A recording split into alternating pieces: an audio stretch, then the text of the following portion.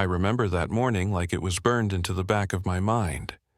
1 second, I was cutting into a stack of pancakes, and the next, I heard a tiny, panicked voice shouting, "Calm down. Who? Where is he? Just tell me quick." Before I could process it, this little girl pointed toward the parking lot and cried, "There, my mom's ex-boyfriend. He won't stop. Please, you have to save my mama." Now, I've heard a lot of things in my life, but nothing hits harder than a scared kid begging for help. And that girl came running into Sally's diner like her life depended on it, sobbing, shaking, barely able to breathe. She kept saying, "They're beating my mama," and the whole place went dead silent. Funny how the loudest cries for help can shatter the quietest morning. What started off as a simple breakfast among strangers turned into a rescue that changed every life in that room. I guess that's the thing about real heroes. Sometimes you become one long before you ever realize it. Sally's Diner sat along Highway 40 like some old-school American landmark. Red checkered tablecloths, chrome stools, good coffee. One of those places that truckers, locals, and travelers treat like a second home. That Saturday, 8 of us from the Iron Brotherhood Motorcycle Club were tucked into our usual booth. Sally had been serving us for almost 15 years, and we'd never caused trouble in her place. I'm Mason Cole, the club's sergeant-at-arms, and I was halfway through a bite when the front bell didn't just ring, it exploded. A little girl, maybe 7 years old, burst inside. Red dress torn, dirt smeared across her face, feet bleeding from running over gravel. Tears streamed down her cheeks as she shrieked, "Please, help! They're beating my mama!" Her name was Hannah. Later, she told me what went through her mind. When a bad man is hurting your mom and nobody out there lifts a finger, you run to the biggest, toughest-looking people you can find, because sometimes scary means strong enough to make it stop. She'd spotted our motorcycles through the window, remembered her mama once saying, "Bikers sometimes help people," and she gambled everything on strangers. I dropped my fork. All 8 of us stood up at the same time. Every customer froze. Folks hear bikers, and they think violence, danger, trouble. But Hannah sprinted straight to me, grabbing the front of my leather vest with her tiny hands. "Please, mister, he's killing her. He found us. Please." I looked around at my brothers. We didn't need to talk. We've always had one rule that mattered more than anything. You protect the innocent, especially kids.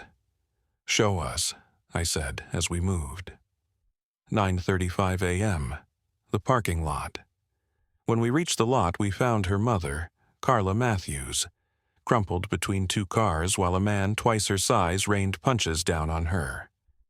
Derek Walsh, the ex-boyfriend who'd been stalking her for 3 months after she ran from him. She was too weak to fight back, too alone to escape. "Derek, stop!" Hannah cried behind us. He turned, saw 8 leather-clad bikers walking toward him and snarled, "Mind your business. This is between me and my woman." "She's not your woman," I told him, stepping between him and Carla. "And you made it our business when her kid ran inside begging for help." Derek was a big guy, 6'3", maybe 240, built like someone who got his way by intimidating people. "You bikers think you're tough? I'll take all 8 of you." He didn't finish. 1 clean punch and he dropped like a bag of cement. The boys moved fast. 2 helped Carla up, 1 called 911, and the rest secured Derek, who was still conscious but dazed. I knelt beside Hannah. "You okay, kid?" She nodded through her tears. "Is Mama okay?" "She's hurt," I told her. "But she's alive. You saved her, you know that? You were brave enough to run for help."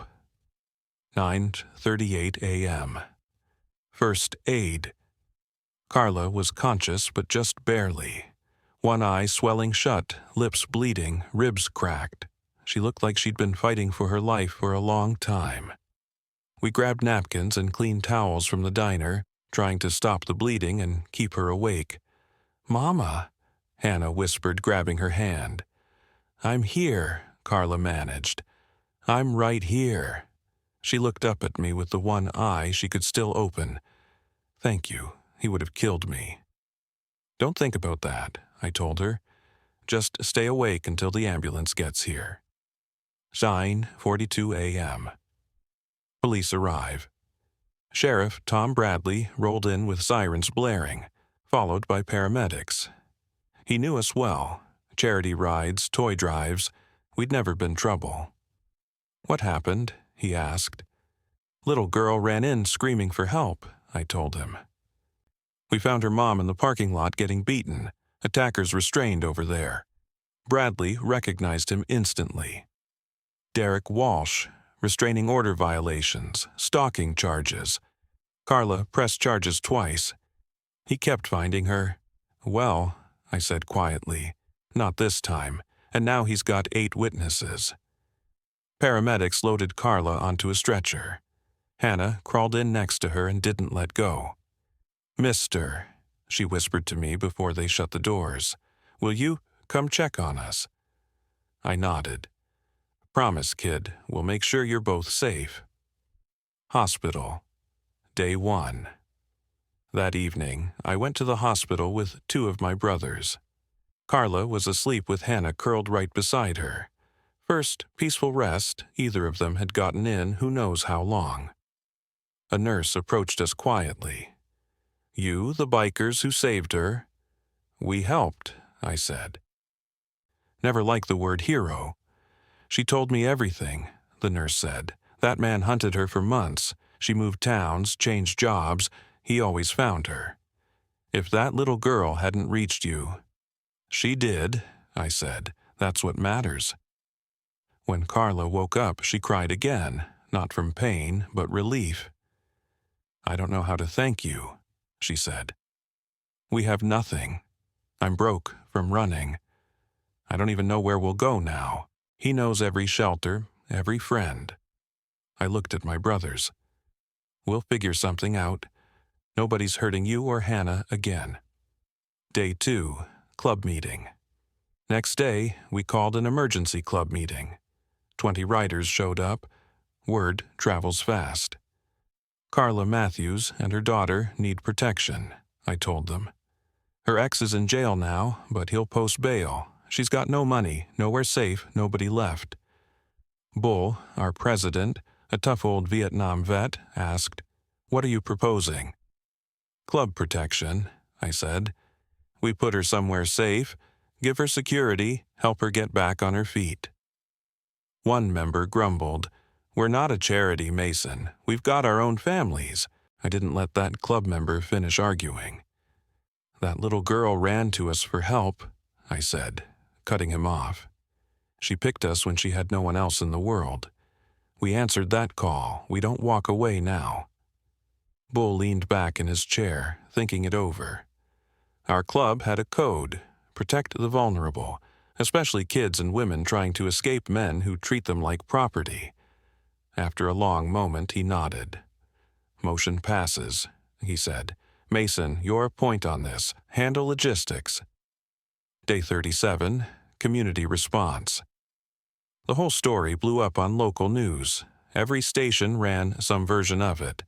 Bikers save woman from brutal assault.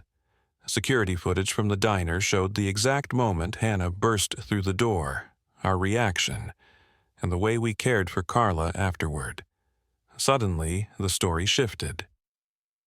Folks stopped seeing bikers as dangerous thugs and started seeing us for what we really were that day: men eating breakfast who ended up saving lives.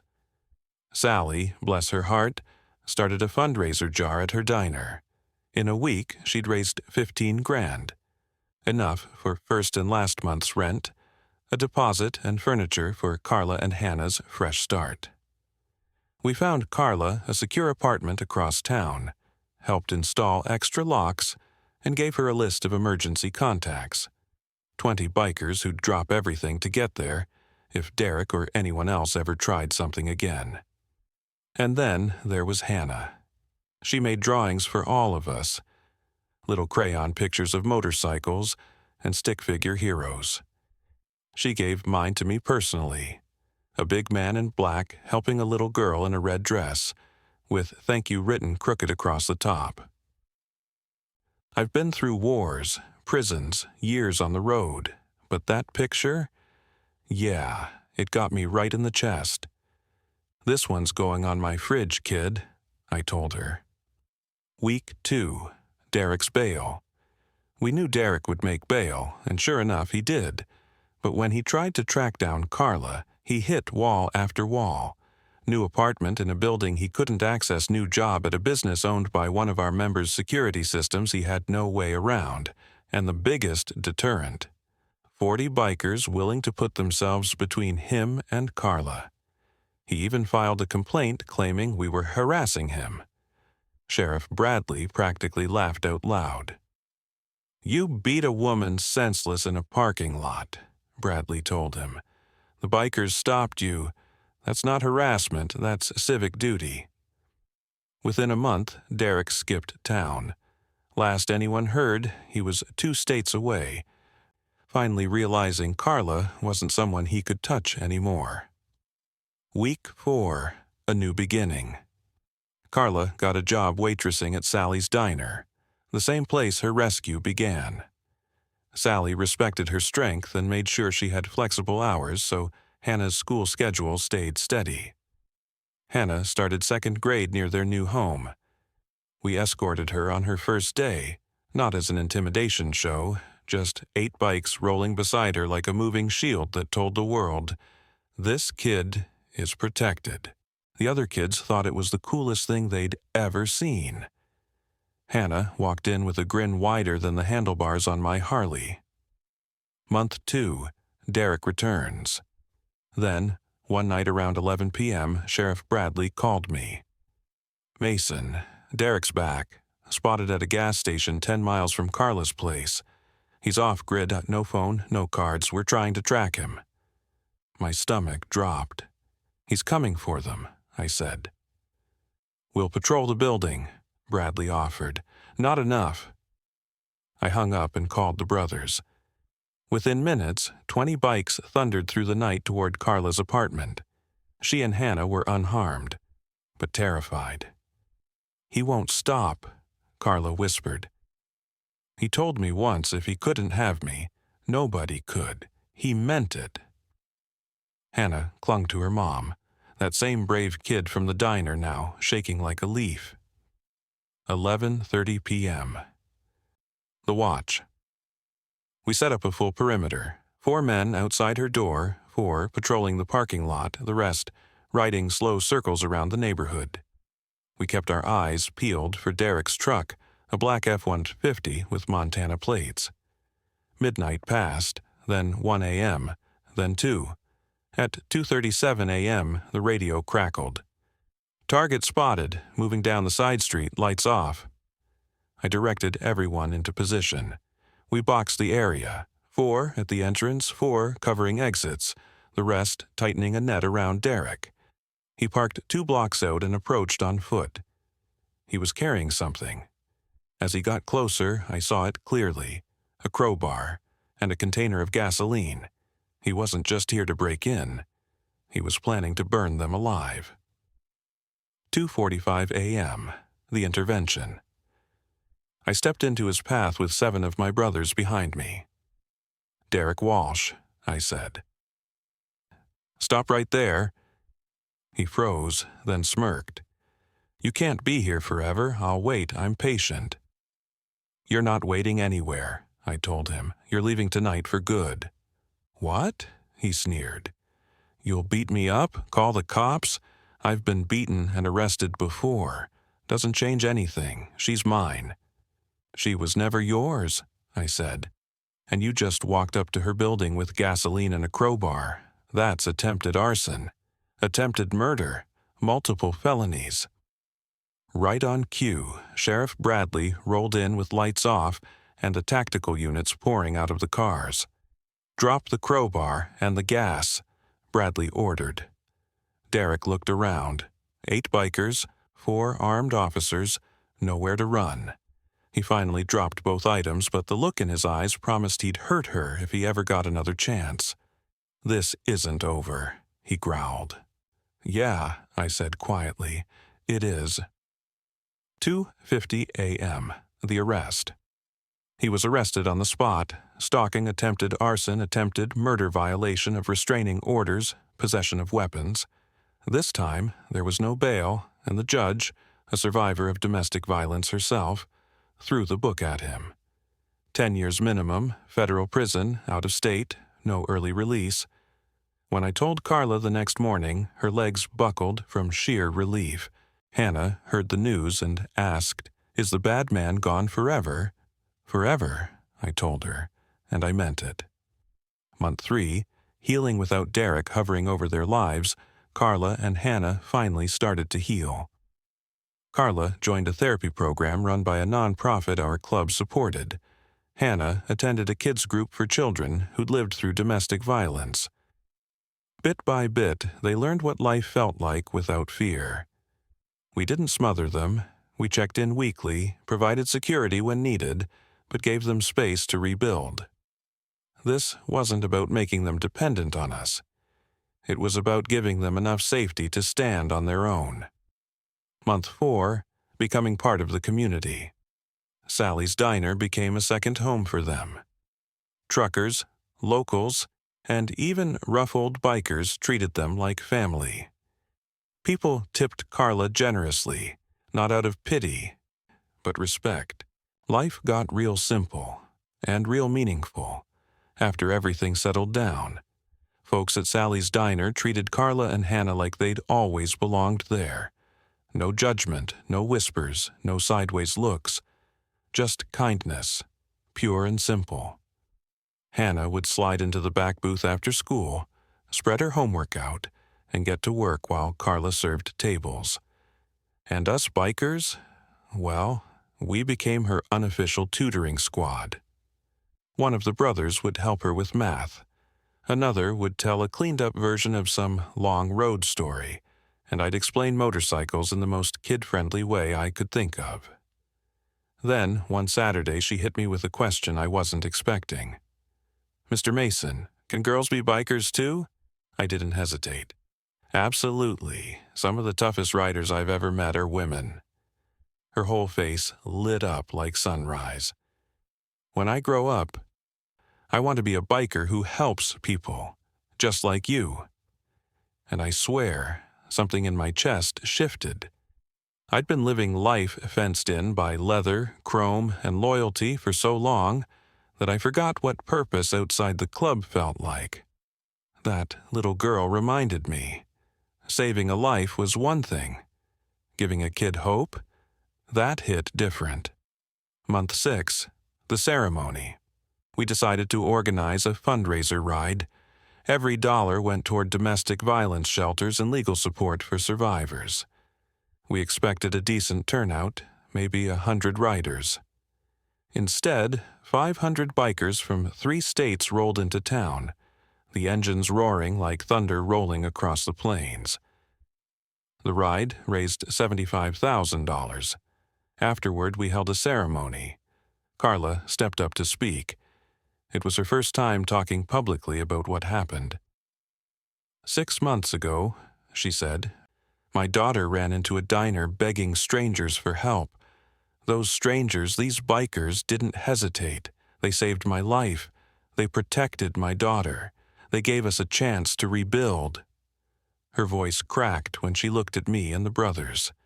People see leather and assume danger, but I see leather and remember the day danger wore a familiar face, and strangers in leather became my salvation.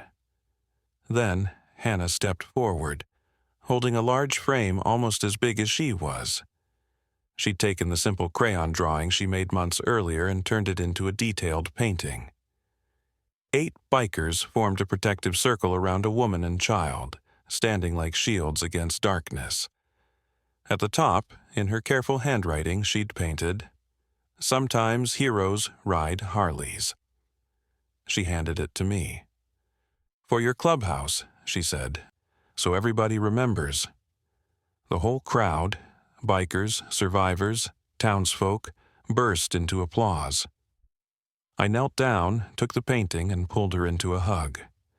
"You were the hero, kid," I whispered. "You ran for help when it mattered. That takes real courage." 1 year later, full circle. A year passed, and everything came full circle. Carla had become a domestic violence advocate, working inside the same nonprofits the Brotherhood supported. She found her purpose and she ran with it. Hannah blossomed in school, her art, her writing, her confidence. She made drawings about the day the bikers saved her mama, each one brighter and braver than the last. Our club expanded too. What started as one rescue became a community program. We partnered with shelters, escorted women fleeing dangerous situations, taught self-defense classes, and coordinated safe escape routes with local law enforcement. On the 1-year anniversary of the diner rescue, Sally threw a celebration. The place was packed. Carla and Hannah, Sheriff Bradley, the Brotherhood, truckers, townsfolk, everyone who'd been touched by what happened. Hannah, now 8 years old and tall enough to reach the microphone, stepped up to speak. "A year ago," she said softly, "I was scared.